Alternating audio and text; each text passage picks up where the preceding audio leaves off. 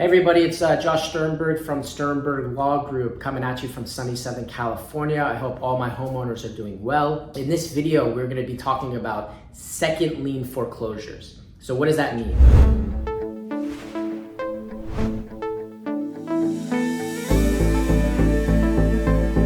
Second lien foreclosures. So what does that mean? That means that the foreclosing lien is a second position loan.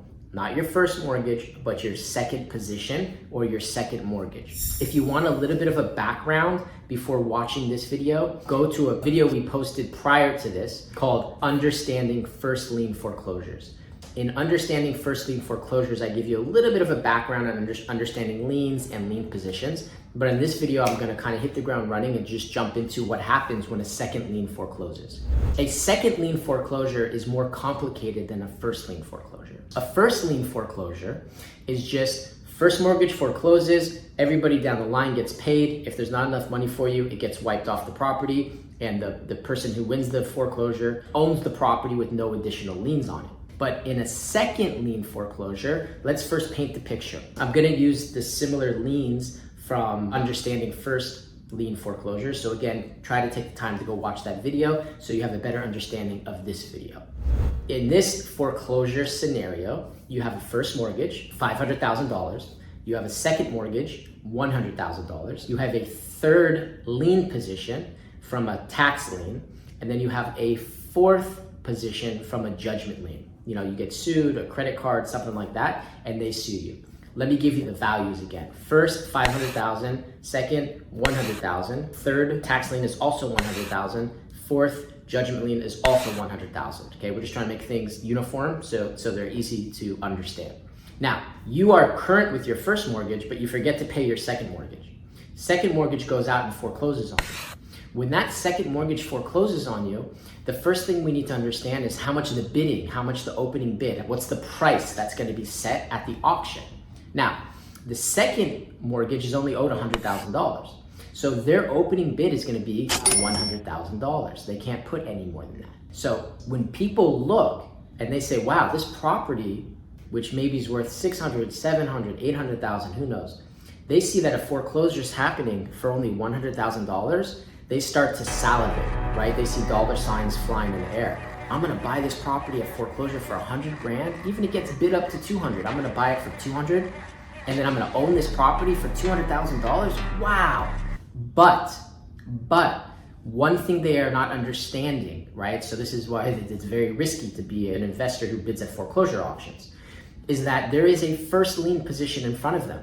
And if from the other video, remember, liens get paid in terms of priority.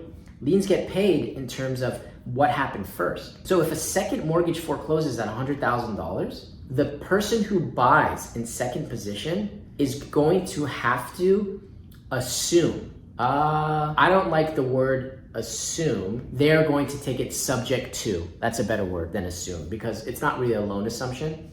But when you buy, or the investor, let's call him, the investor buys that foreclosure from a second lien position, they are taking it subject to the first mortgage. Because when you buy from a second lien position, you're only dealing with what's subordinate or what's junior to you.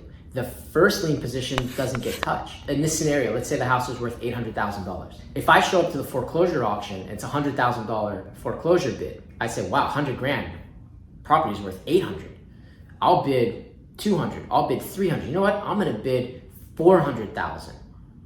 If I buy from a second lien position at $400,000, I've now paid $400,000 for a property and taking it subject to a first mortgage that's $500,000. Easy math. 500 on the first, I paid 400 for the property, that's 900,000, and the property's only worth 800,000. I just lost $100,000, at least, because I gotta now figure a way to get out of this property. Very risky buying from a second lien position, right? But understand this, for my homeowners, a second lien can foreclose. We get that question all the time. A second lien can foreclose. I've said that in many videos, but I should mention it again here. People think, oh, it's a small mortgage, I only have to worry about my first. No, no, no, no, no. A second lien can foreclose. So in that scenario, I buy the investor $400,000 on the second. It'll pay off the second, it'll pay off this tax lien, it'll pay off the judgment lien. and it'll have some extra money for the homeowner who got foreclosed on. But that first is not touched. It's very complicated because now I, the investor, own a home that has a first mortgage on it that I'm not the borrower on the first mortgage. The loan on the property is the old homeowners, the person who got foreclosed, it's their loan. Complicated, risky. If I call the bank and say, hey, I bought this property in foreclosure, I understand you guys have a first mortgage. They go, what's your name? I give them my name. What's your social security? I give them my social security. What's the address? I give them the address. They won't speak to me. I'm not the borrower. It's not my mortgage. See how complex this can get? When the money goes, the surplus funds go, what does the homeowner do with the money? Who knows? So buying from a second lien position is complicated, it's complex, it's risky, but it does happen and it can happen. So if you are in default on a second mortgage, pick up the phone, call an attorney, go to our website, answer some questions, ask me some comments. We always do our best to reply to all your comments below. Or if you have any friends in this situation, please share this video, okay? My name is Josh Sternberg from Sternberg Law Group. I hope this helps. Any of my homeowners out there, again, any questions, pick up the phone and call us. You can find us all online at sternberglawgroup.com. Thank you so much.